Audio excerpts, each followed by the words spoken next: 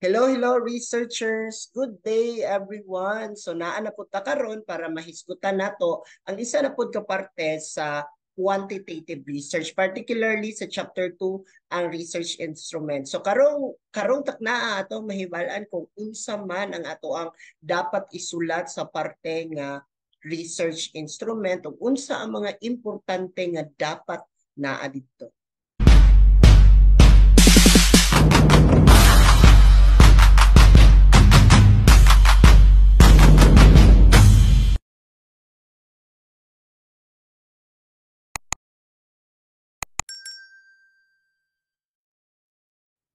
Before tayo magsugod og discuss about research instrument, mag-try sa taog review kung unsa na ang part sa chapter 2 sa quantitative research ang dapat naa para makakontinue ta og buhat sa atong research instrument. Importante sa kaninga stage karon since naan ta sa chapter 2, importante sa kaninga stage nga humana pud ta sa atong chapter 1. Kay nag chapter 2 naman ta and sa chapter 2 dapat naan na tayo research design, research local, figure 2 katong mapa sa inyong research local, population and sample. Then naa na pod may figure 2, distribution of respondents. Then ang sunod na research instrument.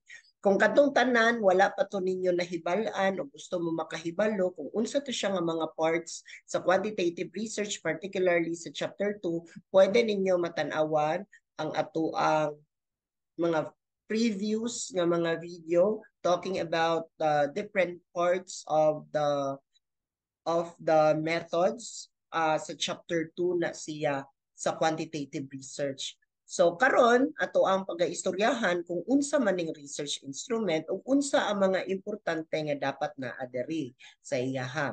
So sa research instrument dinhi nato ginaistoryahan ang inyuhang survey questionnaire. Asa ninyo nakuha, kinsa ang mga author o gani pwede pa ninyo ipaila-ila diri og unsay title sa ilang research nga didto ninyo nakuha na siya nga questionnaire. So magsugod ta research instrument.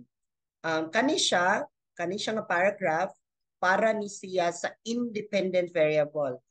As always, magsugod jud tag paila-ila sa ato ang independent nga variable no. So kani siya ang ingon siya diri, the instrument to be used in the study is downloaded, adapted, and modified questionnaire in the study of, so mauni ang author atong 1985, dinha niya kani ang mga author ang gikuhaan sa questionnaire. So unsa nga study kani siya nga study.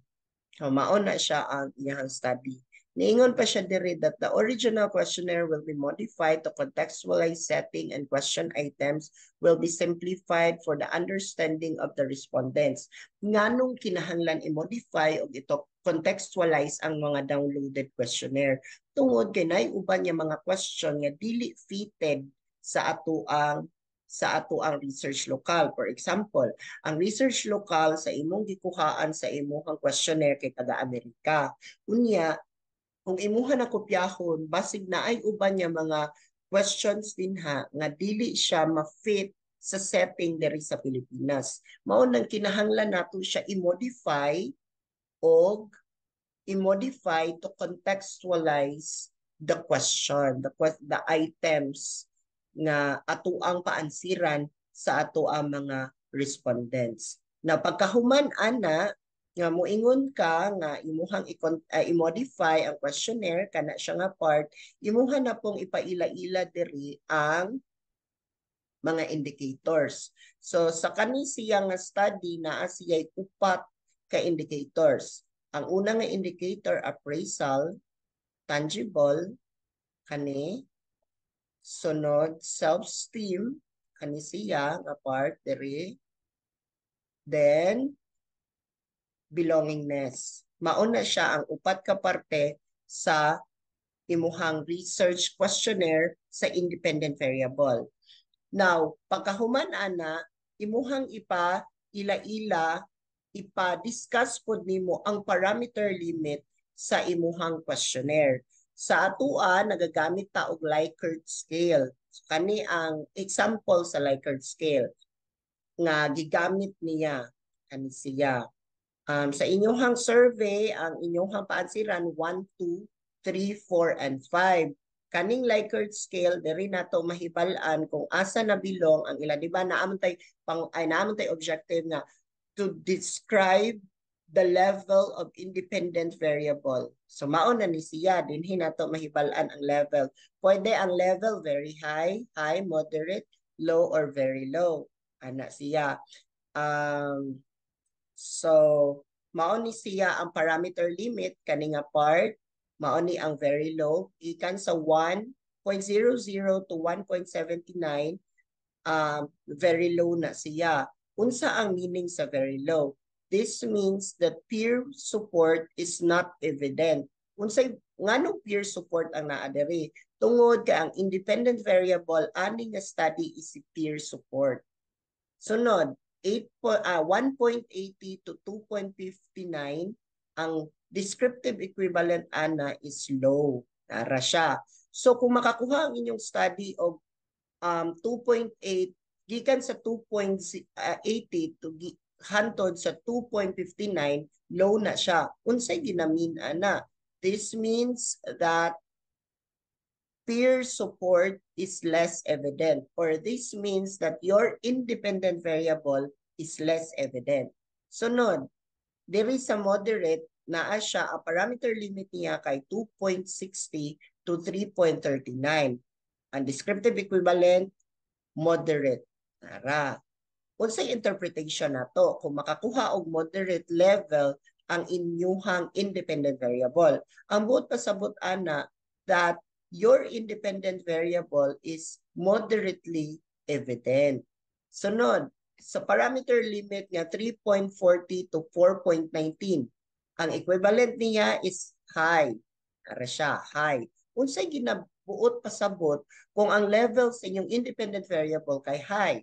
This means that the independent variable is much evident. How about ang pinakataas? 4.20 to 5, it's very high. Unsay buot pasabot sa inyong study kung makakita siya og very high, makakuha siya very high, this means that your independent variable is a very much evident. Mauna siya ang mga meaning o interpretation sa inyuhang masolve nga mga numbers gamit ang inyong statistical tool. So base aning parameter limit, dinhi po ta mo angkor kung unsaon nato pag-discuss ang atoang chapter 3. So importante kaayo ni siya nga mabuhat ninyo.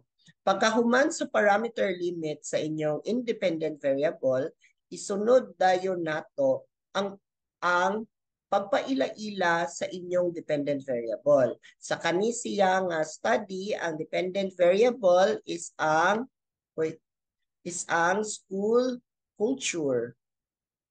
Then, niingon na po siya diri nga maggamit daw ang researcher of adapted questionnaire from the research of naana po'y author sa iyahang study nga mao ni ang iyahang study. Kana siya. Then, ang questionnaire kay naay tulo ka parte. Mauna po ni iyahang indicator. Ang una nga indicator, task, process. Ang sunod nga indicator, process. Next nga indicator kay relationship. Sunod, moingon na pud ka diri, magpaila-ila na pud ka nga ang kada item na ay rate nga 1 to 5. So sa rating nga 1 to 5, ang imong parameter limit mao gihapon. Magsugod kag 1.00 to 1.79, mao na ang very low. Then padulong sa 4.20 to 4.20 to 5, mao na ang very high. What if makakuha ang imuhang makakuha ka og 2.80 or 2.8 sa imuhang mean. Ang buot pasabot ana nga ang imuhang school culture, ang level sa school culture is moderate. Mao ni siya, moderate siya. Unsay buot pasabot sa moderate karon? This means that school culture or your independent variable is moderately observed. So kanitanan class, imong parameter limit, imong descriptive equivalent, ug imong interpretation is very important nga ma-discuss nimo sa imuhang research instrument tungod kay imuha pod ni siyang gamiton didto sa pag-interpret nimo sa imuhang chapter 3. So ato ang i-review ang pinakauna nga dapat na ang part, importante nga part sa inyong research instrument kay dapat naa dito ang author, asa ninyo gikuha ang inyong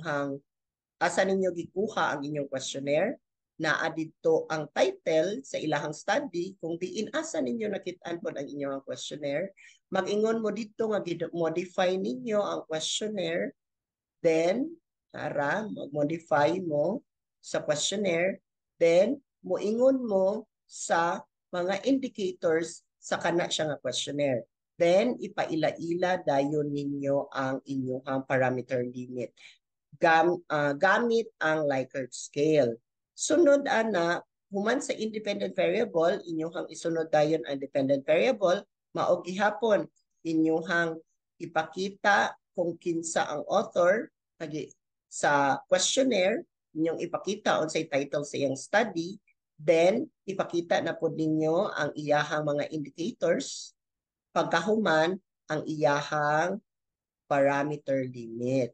So importante, researchers nga makabalo mo daan sa parameter limit sa inyong study kay para dili na mo maglisod inigabot sa chapter 3 na discussion. O kani man pud gud nga parameter limit kaning naka 1, 2, 3, 4, 5, mao pud ni ang inyong gamiton dito sa inyong survey questionnaire para mapa-answer ninyo ang inyong mga respondents.